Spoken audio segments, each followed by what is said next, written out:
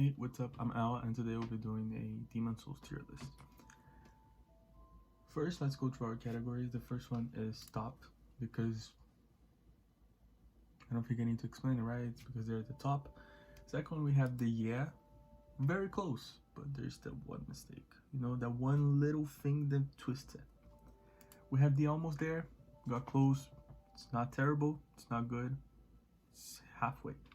Then we have the fun for me, but terrible, and I have some very good ones to put there. And then we have the delete. This one shouldn't exist, should not be here. Hopefully it will be deleted from Demon Souls 2. We'll never have Demon Souls 2. I put in the order that I usually fight them, okay? So don't judge me. And also, we don't have King Alant, we only have the False King, and I'm thinking because no one really considers that a boss, but you know where that will be. There's not really any mystery. So we start with the first boss. I always forget his name, but the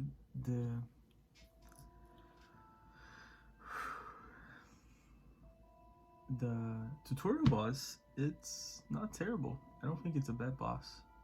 I'll put in the almost there, because when you face him in the tutorial, he is a real challenge, but if you face him in the Land of Storms, he's not that bad. He is not gonna be that terrible.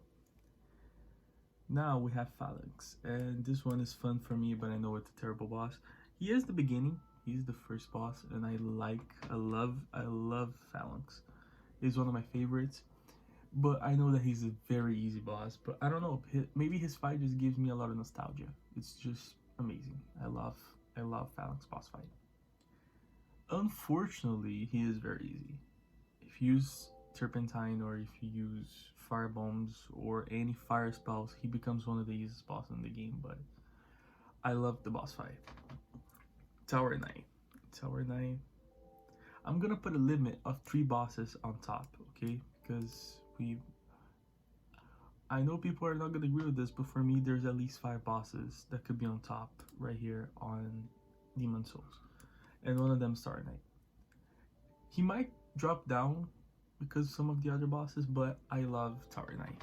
Everything from his boss fight is perfect. The archers are a pain in the ass, but well, there's nothing that we can deal with. The fact that you can make him fall, of course, spells work great against him, especially if you aim at the head. But everything about Tower Knight looks sick. I love his simple yet great design.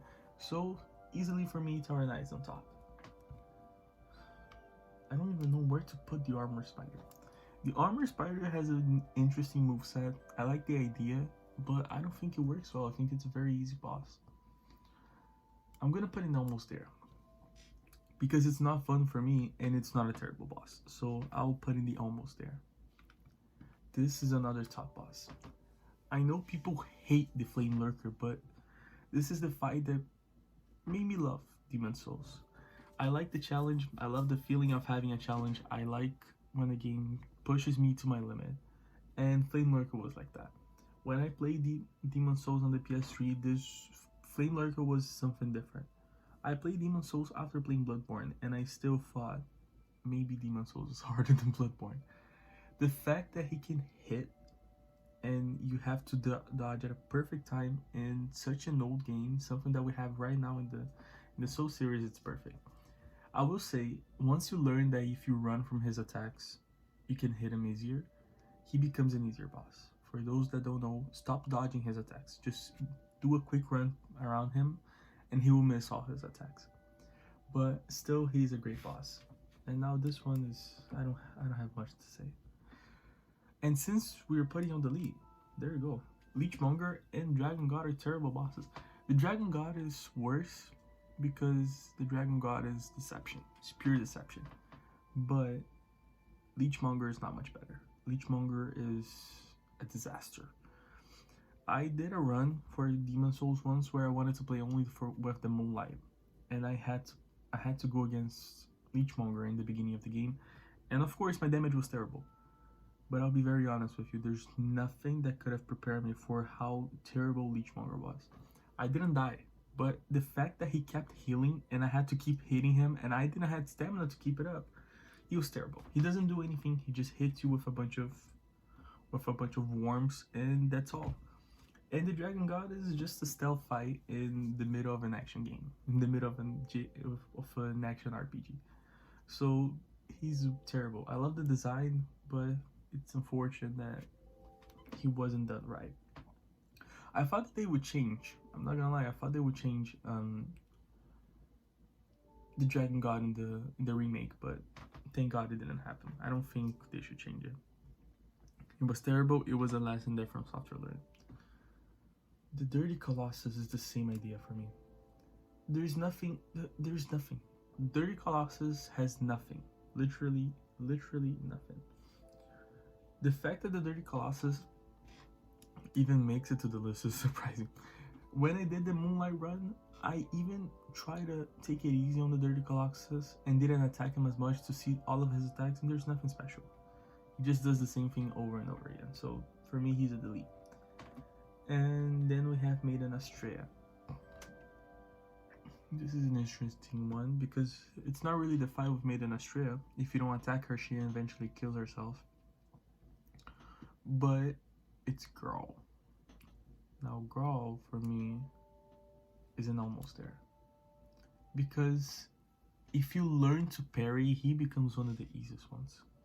And he's very easy to parry. But if you try to fight him face to face, he can be a bit of a pain. Adjudicator, I don't know. Almost there. Let me adjust this. But Adjudicator doesn't have anything special about it. I don't think there's... I love the design though. I really like this design because it's very different and weird. But I like it. That's another top one for me.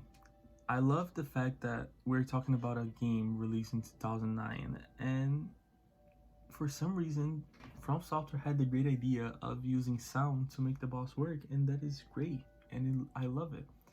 Everything from the Great Hero is great. Nothing is too overpowered or too weak, and the fact that if you use the thief ring, he becomes easier. I know some people are gonna say though, oh, that's not fair. You know, you have to fight the boss head on. If it's in the game, it's to use. Don't be a pain. But I have to say, it's one of my favorite bosses, even though a lot of people don't even agree with. Let me adjust this because I think it's like that. This is my first I know it's such a simple boss, but I love it. I love the design. I love the idea. I love everything about this boss. Everything the Storm King has is perfect.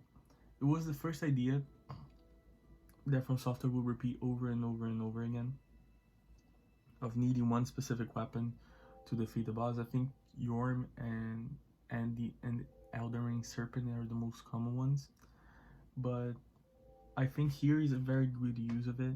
Whether you try to kill it with spells that you can, or if you try to kill it with the sword, both work very fine. Delete, get rid of it, throw it in the garbage. I don't care. Just throw this away from me. I hate this boss fight to the point that I can't even describe it. The fact that they didn't change the AI in this boss fight in the remake makes me go crazy, because it's impossible to fight a boss that's just flying around. This is not an FPS game. I can't just aim my bow and arrow and accidentally hit it. So this was one of the most frustrating boss fights I had to do. Another for me. The False Idol is a great boss. I don't think we can argue against that. It's a great boss. At the same time, the False Idol has its problems. Let's be honest about that. The fact that it can freeze you anywhere she wants is a pain in the ass, but the boss fight itself, I think it's very fun.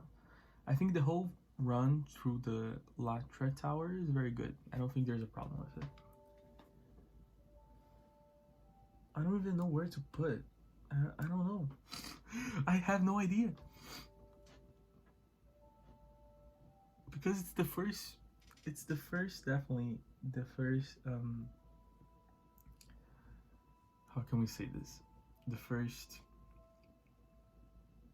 PvP? The first PvP boss that From Software did.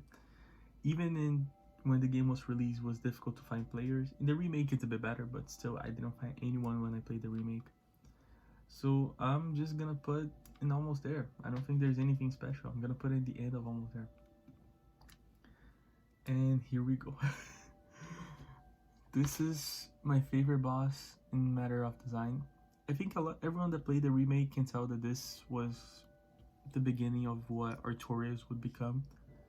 And unfortunately, we dropped down the Tower Knight because this right here is my favorite boss. I love everything that the Penetrator has. I just don't like the name.